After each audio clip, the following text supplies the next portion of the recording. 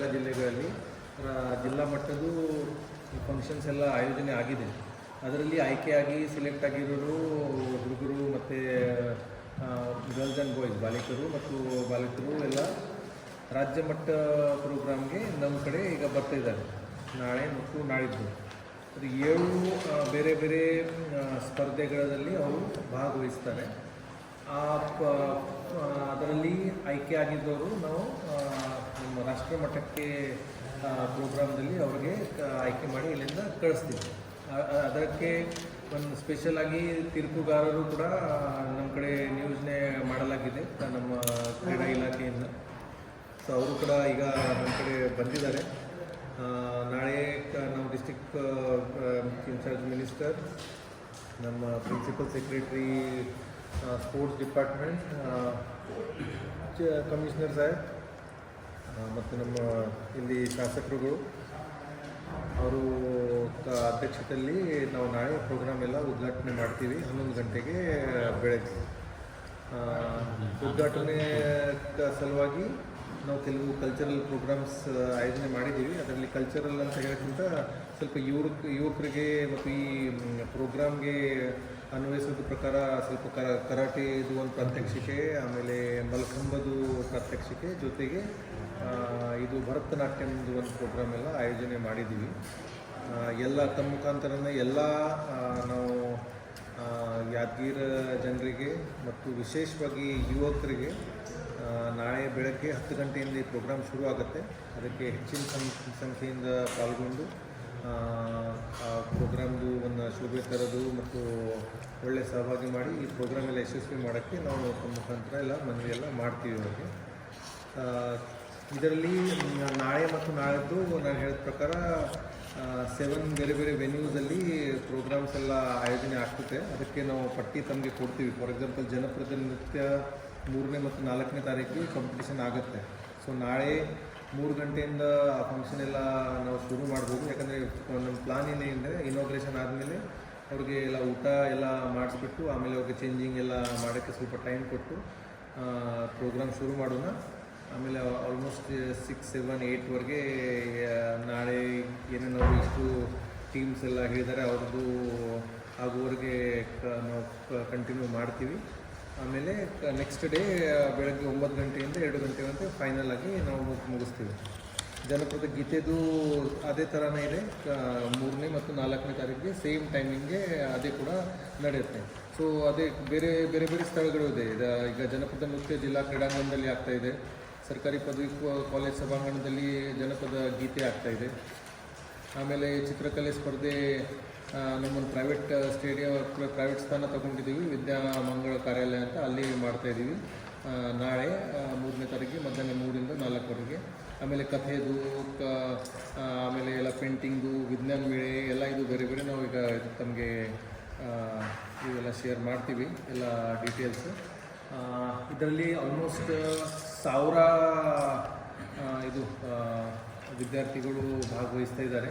ಜೊತೆಗೆ ಇದರಲ್ಲಿ 2 ಪಾರ್ಟ್ ಇದೆ ನಾನು ಹೇಳಿದ ಪ್ರಕಾರ. ಈ ಎಲ್ಲ 7 ಇವೆಂಟ್ಸ್ಗೂ ಯುವಜನೋತ್ಸವದ ಒಂದು ಯೂನಿಟ್, ಆಮೇಲೆ 2ನೇ ಯೂನಿಟಲ್ಲಿ ಮಲ್ಕಂಬ ಒಂದು ಪ್ರೋಗ್ರಾಮ್ ಜೊತೆಗೆ ನಾವು ಮಾಡ್ತಾಯಿದ್ವಿ. ಅದರಲ್ಲಿ ಕೂಡ ಬೇರೆ ಬೇರೆ ಜಿಲ್ಲೆದು ತಂಡಗಳು ಭಾಗವಹಿಸ್ತಾರೆ. ಅದೇ ಕೂಡ ಸೈಮಲ್ಟೇನಿಯಸ್ಲಿ ನಾವು ಮಾಡ್ತೀವಿ.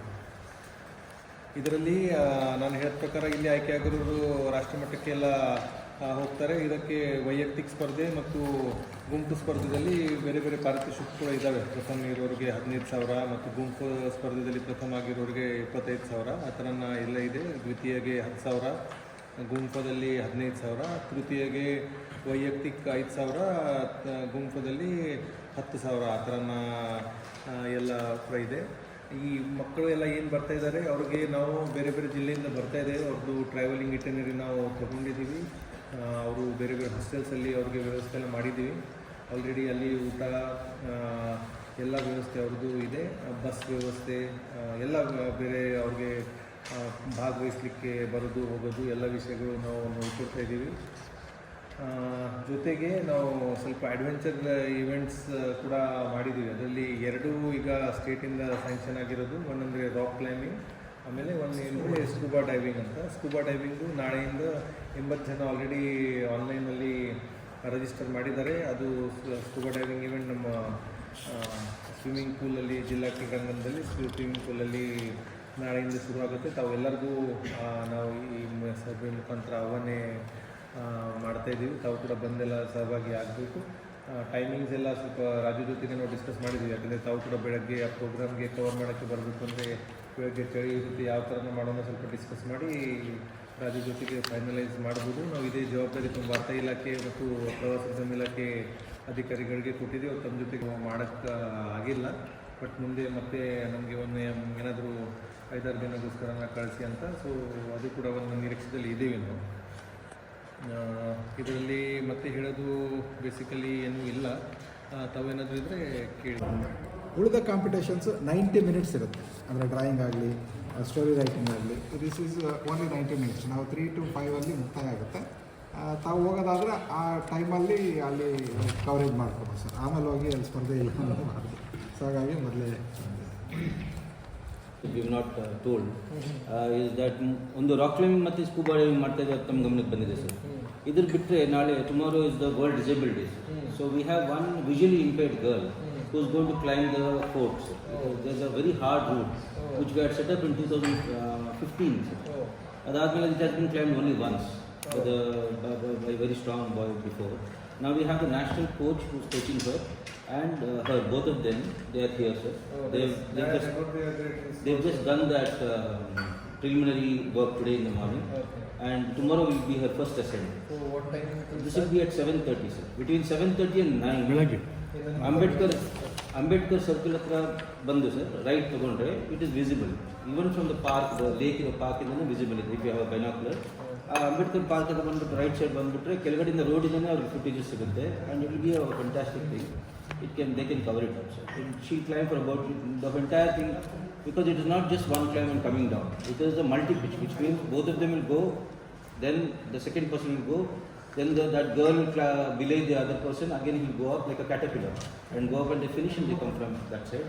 It will be a good thing for the Yadgiri fort itself.